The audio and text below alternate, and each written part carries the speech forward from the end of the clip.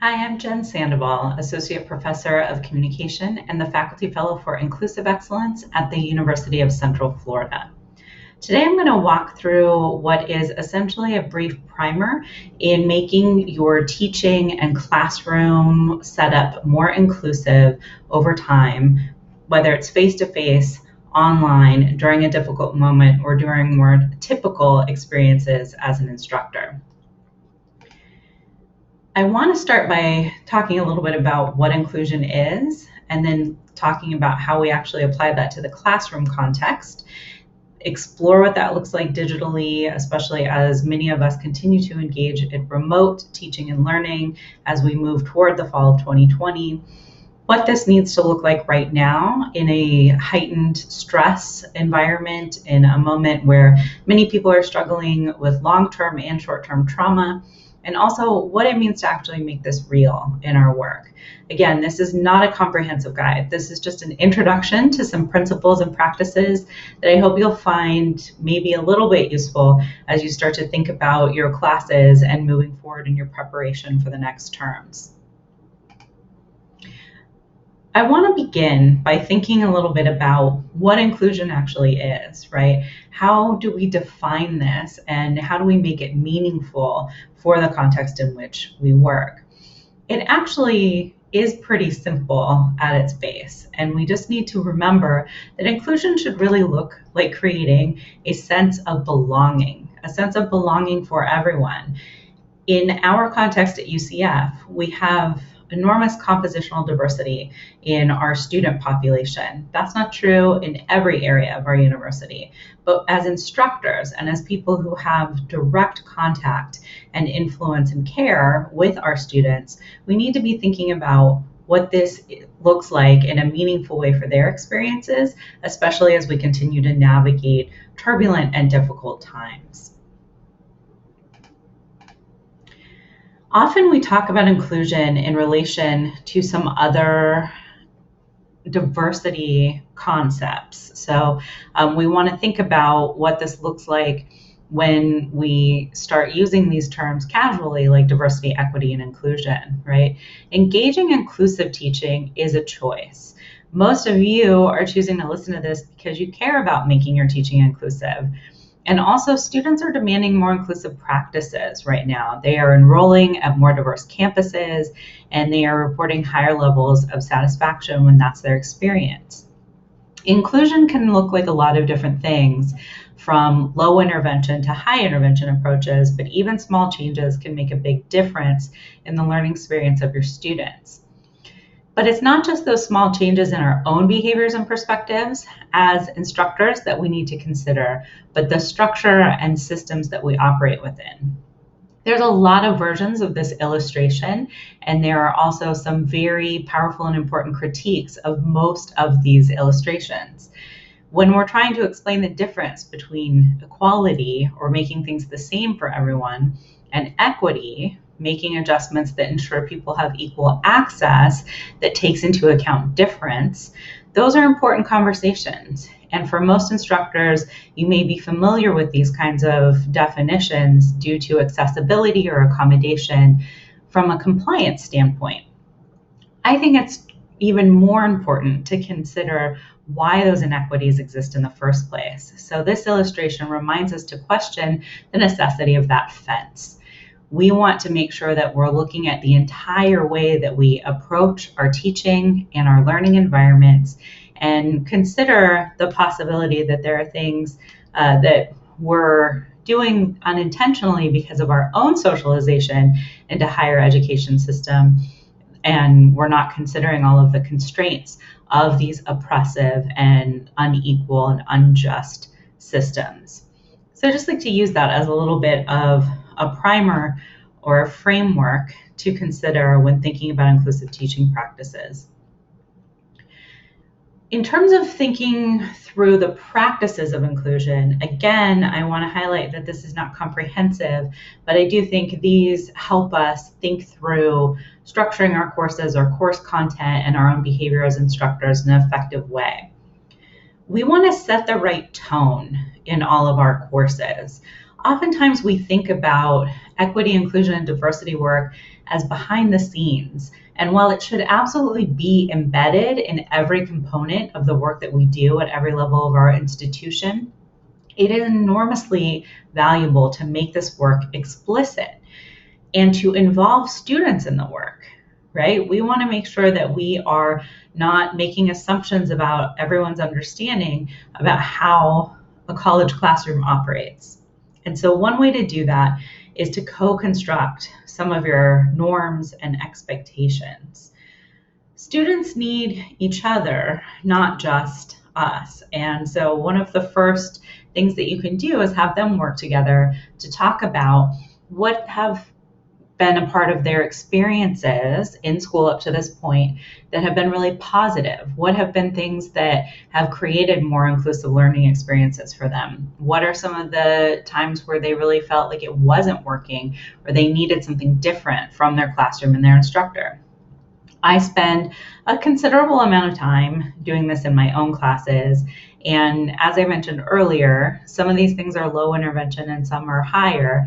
I would say this is a higher intervention practice. It does take some work and some time at the beginning, but I do really believe and have seen the evidence that this will save you a lot of time throughout the term in managing a lot of conversations or a lot of conflict or challenges if you're willing to dedicate the resource of that early time to doing this together. And it doesn't just apply for the kind of courses that I teach. So this is another piece of feedback I get frequently, right? That, oh, well, you're teaching about culture and conflict and identity and gender, and so you have to do this. This is really part of your entire world. And while it may seem on the surface that certainly this connects better to some of those topics, classroom experiences across all kinds of subjects and disciplines can really benefit from co-constructing the way that learning works, the responsibility we each take to contribute to that environment, even if that just means agreeing to not be distracting to your peers. If you're going to be present, then you're really going to take care to ensure that you're not disrupting your peers' learning environment and commit to partnering in that. We also want to make sure that we acknowledge difference.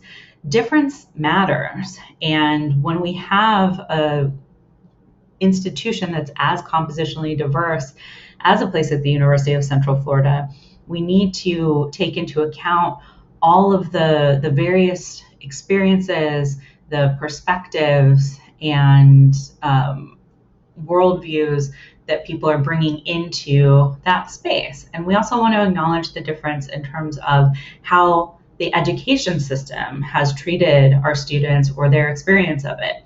People are going to come with varying degrees of trust in higher education and in their instructors. And simply by acknowledging the fact that there is difference in your classroom and checking yourself a little bit on assumptions and biases, we can do better to meet our students where they're at. In regards to students needing each other too, it can be tremendously valuable to help them build community and rapport in your course or in your classroom. As we continue to add more technology and more learning options about what it looks like to be in a class and even spend time waiting for a class to begin, sometimes there may be less willingness for students to risk engaging with each other. And we can help actually create moments and spaces for that so that they have community, so that they do feel connected to each other and committed to that learning space and environment that you've created. And then you have an entire community of care rather than that just being your sole responsibility as an instructor. And then finally, the one that I think often is most difficult for a lot of instructors that I speak to, and particularly for new instructors, is building our capacity to respond directly to harm. Oftentimes, we're just trying to get through our class, right? We have a huge agenda, a lot of content. If something goes terribly wrong, if a student says something really hurtful, or if we make a mistake, it feels so much easier to just move on and let it go and hope that you can just continue down a more effective path. But that actually can do additional harm. It can also hurt all of the hard work that you've invested in creating this inclusive and community-based learning environment. So if you spend all this time at the beginning of your term co-constructing these expectations, acknowledging difference and building community, and harm happens, that's going to be destroyed very quickly if you're unable to respond directly when something has gone wrong. You don't always have to know exactly what to say. It's perfectly acceptable to say, this is not going well, or this conversation has derailed, or what some people are saying is directly harmful, and we're going to end this discussion, and I need some time to reflect on how we should further engage in a response to this discussion. And so I'm going to go and do that work and bring that back into our classroom space. We don't have to know how to do everything all the time. It can be a vulnerable place to admit that. But that response, when things go wrong, by acknowledging it, can help maintain the trust that this is an environment that you care about and you are committed to upholding the values that you set together. I want to take a quick minute to make some comments about language. This is certainly not going to explore all the things that are important here, and there is an additional video available about inclusive language 101 that I encourage you to check out. But just to think about this tone and this community and the way that you're talking about your classroom and your pedagogy reflects a lot about what you value, not only about the learning experience, but about the people who are in the learning space. So spending a little time identifying our own biases, our own habits. Some of us have linguistic habits that are part of our socialization that don't create a space of inclusion. And it's not that we're out here trying to ruin everyone's life by using particular terms. We just might not have spent some time updating our own understanding or practices. We need to understand the context. Where are you, not only in the world and literally in terms of your geography and who your audience is, but what's the context in which you are sharing information and asking questions? What are some of the norms that you've placed in your classroom to make sure that people can ask questions in a safe and a brave space, but also that we're working to use really inclusive language along the way? Being person-centered is really important, right? Thinking about the individuality of everyone, everyone's own dignity and full personhood, and making sure that we're willing to listen so that we pay attention to how people self-identify and are able to mirror that. We want to be as inclusive as possible and also think through the fact that when we make a mistake, because we will, and so will other people in our classrooms, the impact, the harm that's done is more important than all of our good intentions. And so we have to acknowledge that and repair that damage and then work to do better. There are really small shifts that you can make in your language, making sure that you're gender neutral in your use of examples, that you don't rely on things like honorifics. If you're referring to your students as Mr. or Miss or Ms., you may inadvertently misgender folks. You can introduce yourself with your pronouns to make that a space for that. You can avoid using masculine generic language like you guys. A lot of small communicative choices that you can make so that you reflect an inclusive value system in your classroom from day one. All right, let's talk a little bit about what it looks like in our classrooms, whether those are remote or face-to-face. In a few minutes, I'll talk more about the online space.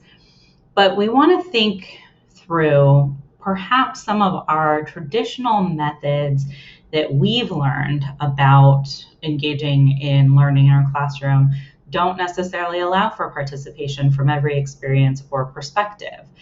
What are barriers that, again, can be inadvertently present, but that we're contributing to that create limitations for our students to engage? How do we mitigate those barriers, right? And so we want to make sure that we're thinking through, are we using all the tools that we have access to in order to make things more inclusive?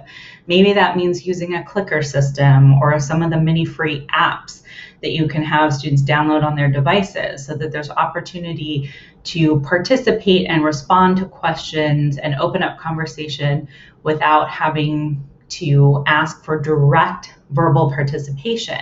There's lots of reasons why students might not be comfortable or even able to participate in some of the very US-centric norms about what classroom participation looks like. And so we want to think about using small groups, dividing people up, again, thinking through what this means in your classroom context, whether you're one of the lucky few who has 25 students or many who have hundreds of students at once in a room. What are ways that you can facilitate multiple modes of participation? We also want to consider giving time for reflection and thought, especially those of us who were socialized and trained into educating in US education systems ourselves may find a habit of trying to fill the space, not being comfortable with silence, not feeling like we can pause and allow for processing, right? We expect very quick cognitive processing of our questions and engagement. And that's not allowing for everybody to engage in a way that is appropriate for them. There might be many reasons why students are quieter according to some of those norms, and we need to be open to all of those possibilities. We want to have time for questions, and again, multiple modes for questions to be asked so that not everybody feels like necessarily they have to be on the spot or avoids asking a question because we've developed a classroom or community climate that shames people for not understanding or doesn't allow for that processing time or any of the other things that we've talked about here.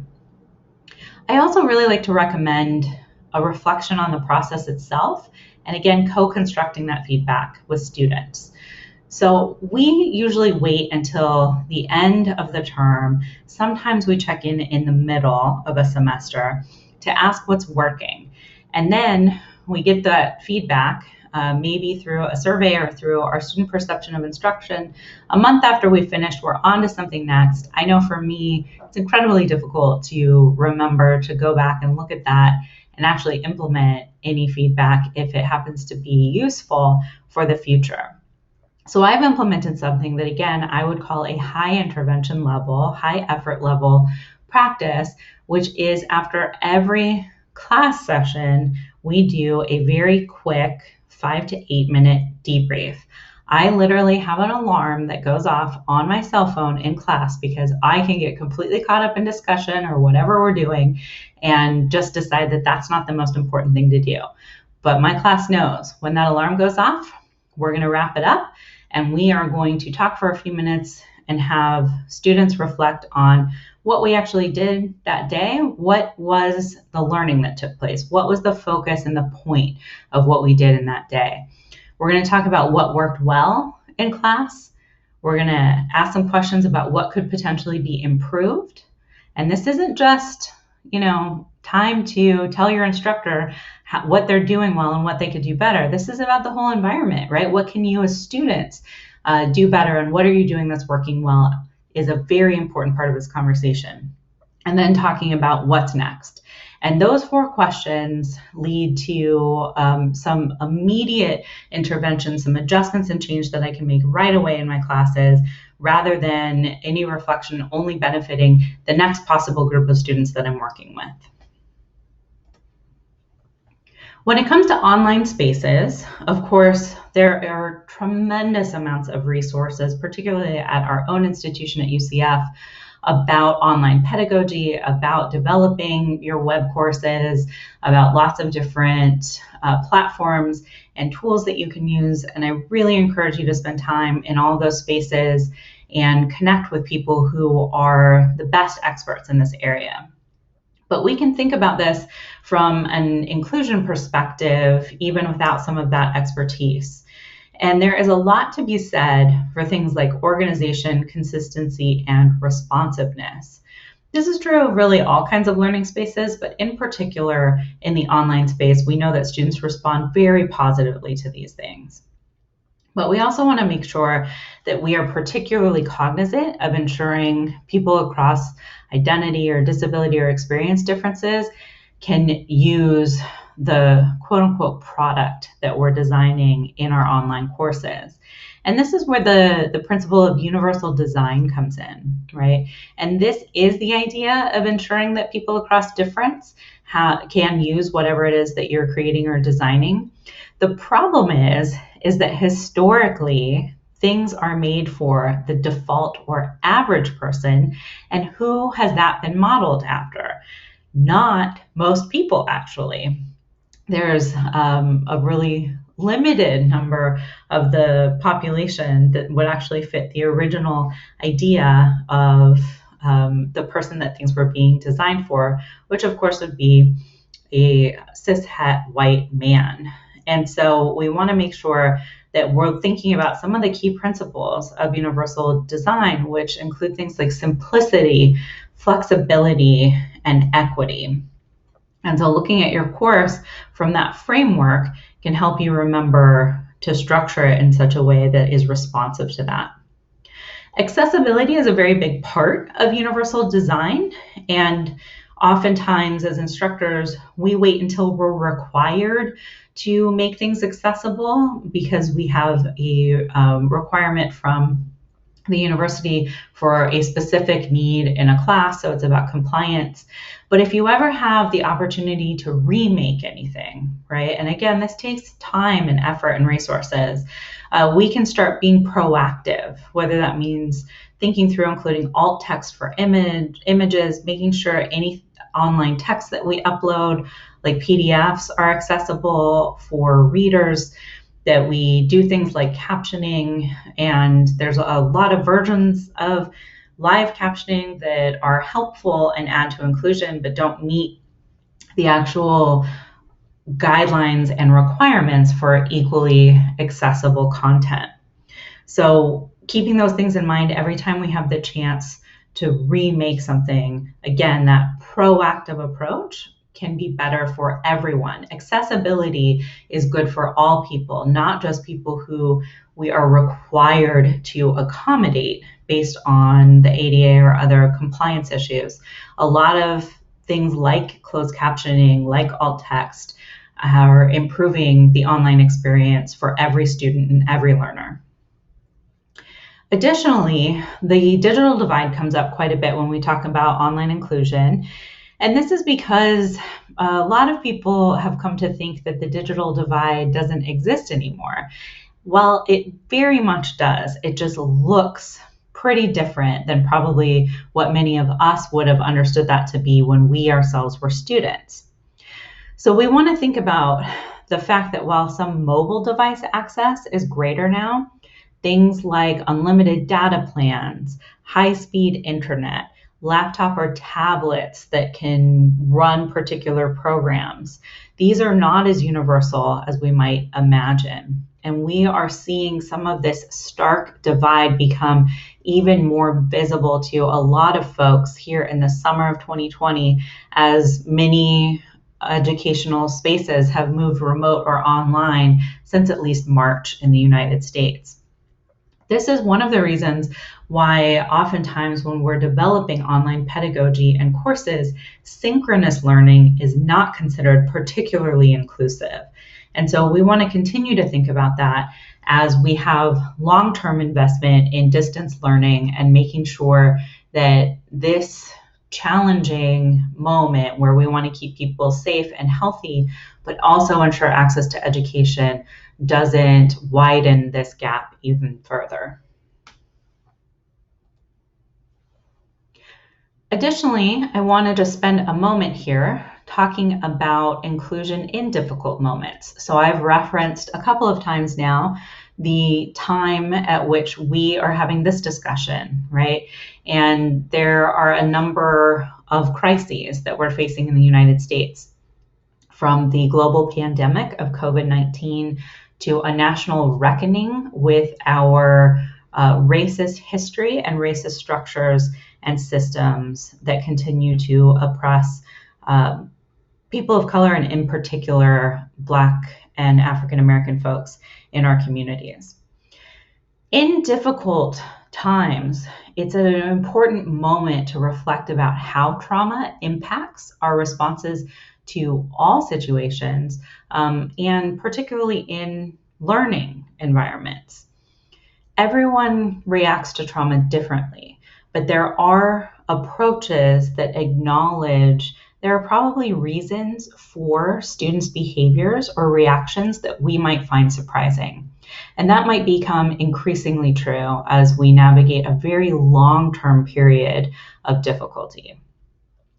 So, trauma-informed approaches tell us to engage those empathy muscles and to teach and connect through compassion.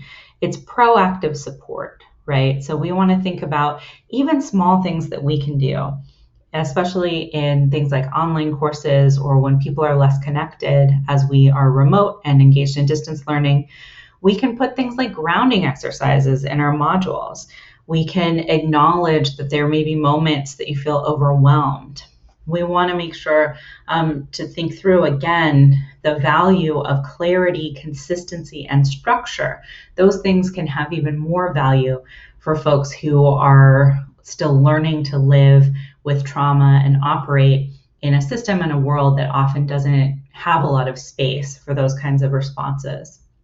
Another thing to keep in mind is that oftentimes folks who are dealing with trauma can become easily overstimulated, or when they experience sensory overload, this contributes heavily to anxiety responses or fight, flight, or freeze responses. And in an online course, oftentimes we might feel motivated to try to fill the space, oh, we're not going to be able to perform in person or have that in-class experience, so let me just make it as visual and interesting and all the bells and whistles. But that can contribute to that very overstimulation. And so think again through those principles of universal design and about the salience of those things. Is a little bit of flashiness interesting? Maybe. Are you overdoing it with every animation possible? Probably, right?